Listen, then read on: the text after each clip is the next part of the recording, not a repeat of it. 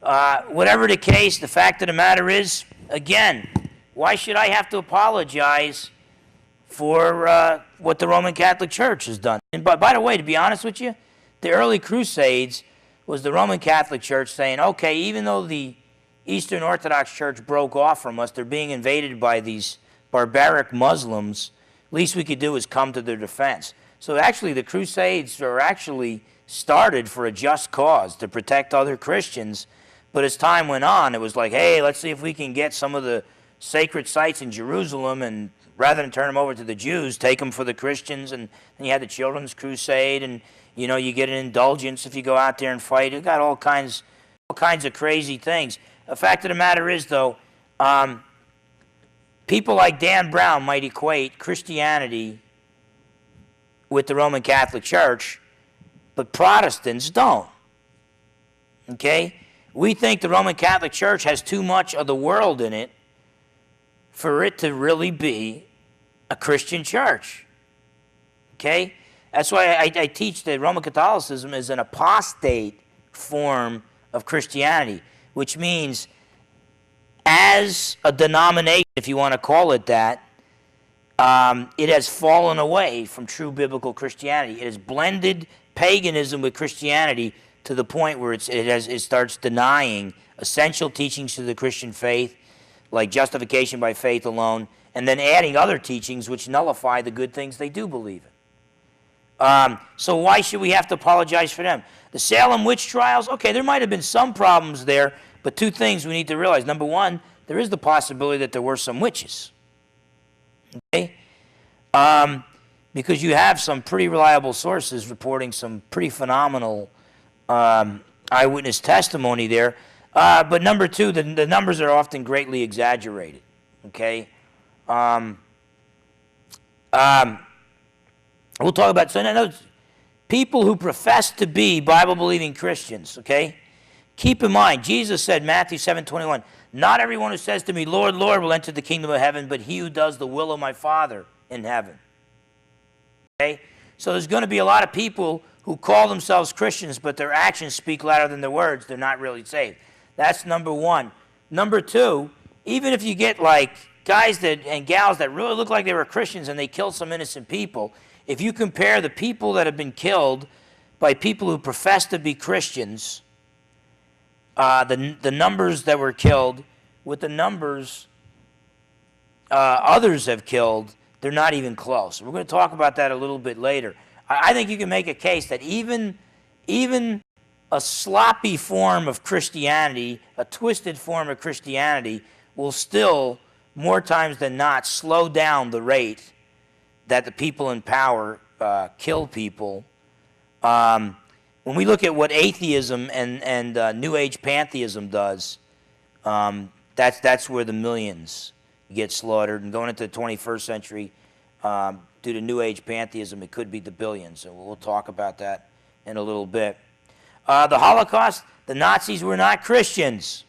Okay? The same guys who say, well, Hitler said, claimed to be a Christian, and he was baptized as a Roman Catholic. Hey, I was baptized as a Roman Catholic. Does that make me a Roman Catholic? Martin Luther was baptized as a Roman Catholic. Does that make him a Roman Catholic? Okay? Adolf Hitler, yeah, he was baptized as a Roman Catholic, and every once in a while, when it served his purposes, he called himself a Christian, wanted to start a thing called German Christianity, positive Christianity, okay? Do you believe everything that a politician says? Just read his writings, read his views. He tells you exactly, the Jews, there's not many of them. We can just wipe them all out. The Christians, there's too many of them. And the only way we can defeat them is to try to change their views, use the same terminology, but try to persuade them to think like we think. We can't hit them with a frontal assault. We will lose. There's just too many of them. But basically, when you do the research, you find out that the Nazis were neo-pagans. They were very close to New Age pantheists. And we'll talk about that in just a little bit. What is really going on? Are Christians the intolerant ones that are going out killing people? I mean, our media makes it sound like, you would think we blew up the Twin Towers. Our media is not shouting from the rooftops, Islam is violent. These people have no respect for human life. No, but they talk about Christianity like that. They make Jerry Falwell sound like Attila the Hun. They compared him. Even Bill O'Reilly was comparing Jerry Falwell to Osama bin Laden because Falwell believes salvation only through Jesus and bin Laden believes salvation is only through the Islamic faith. And they're comparing it to. There's a big difference here. Falwell's only been married to one woman his whole life. Okay? And number two, Jerry Falwell's never killed an innocent person. Well, what is Bill O'Reilly going to say? Oh, you're grabbing at straws now. You're splitting hairs? I don't know. You see, and the reason why I bring up Bill O'Reilly, you expect that out of Ted Turner. You expect that out of the other side. What I'm saying, a lot of people we think are on our side may not really be on our side. They're being influenced by the new tolerance.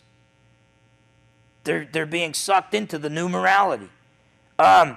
Persecution of Christians is on the rise. You realize there are more Christians being murdered right now than any other time in the history of the church. 160,000 martyrs each year, and that's been going on for decades. So every 5 years, a little over every 5, 6 years, over 1 million Christians are being slaughtered. Look at the alternatives. You don't like Christianity? You don't want Christians to have a say in the public arena? Well, maybe communism is better. You got two examples there, China and the Soviet Union. Soviet Union was only around for what, 70 years? China's only been around since 1948. Together, in the 20th century alone, they slaughtered almost 100 million of their own people during peacetime. This is sad, and I don't recommend this as foreign policy, but this is true. You would actually slow down the death rate with a communist regime if you invaded. Okay? Because then they give their people weapons so at least they can defend themselves against you. When they're not at war, they disarm the public and they just start systematically slaughtering them. And believe it's the Joseph Stalin way of doing things. I think there's one guy in this town that doesn't like me. It might be a threat to my power. Let's slaughter the whole town. Oh, and by the way, he's got a cousin in the next town. Let's slaughter that whole town too. That way we make sure we get all the guys, all the possible threats to me. But, you know, all right, atheists, they deal with people equally because they enslave everybody equally. No religious freedom there. What about Islamic countries? By the way, when I started giving this is before September 11th, okay? Islamic countries, if you go by a strict interpretation of the Quran, which is what Muhammad expected, terrorism is the name of the game. You slaughter the infidel. Military conquest, no religious freedom. In some Muslim countries in Africa, they enslave Christians, sell little children for purposes of sex or labor.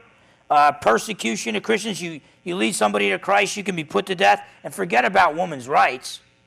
If a woman shows more than her eyes and she gets raped, it's her fault in many countries, and she can be put to death. Saudi Arabia is supposed to be our friends, okay? A lot of the pilots from Saudi Arabia, 9/11, and Saudi Arabia, by the way, if you lead someone out, a converted Muslim to Christianity, you can be put to death. Hindu pantheism. Pantheism is the belief that God is the universe. Hindu pantheism puts the emphasis on future incarnations, reincarnation. So like Ron Carlson was saying, you get nothing but neglect, like in India. If someone's suffering and you help alleviate their suffering, now you slow down their reincarnation process, their escape from the cycle of reincarnation. It's going to take longer to attain nirvana and escape the cycle of reincarnation. So you get nothing but neglect, poverty, disease, the caste system. If you're in the lower castes, the lower classes, your only hope to reach the higher classes is through reincarnation. You can't do it in this life. If people are feeding the hungry in India, it's got to be people who profess to be Christians. Or people who call themselves Hindus but don't really believe. Forget about women's rights. Many Hindu groups, if the man dies, as you burn his corpse, you also burn his widow alive with them. That's a real big step forward for women's rights, huh? And forget about religious freedom.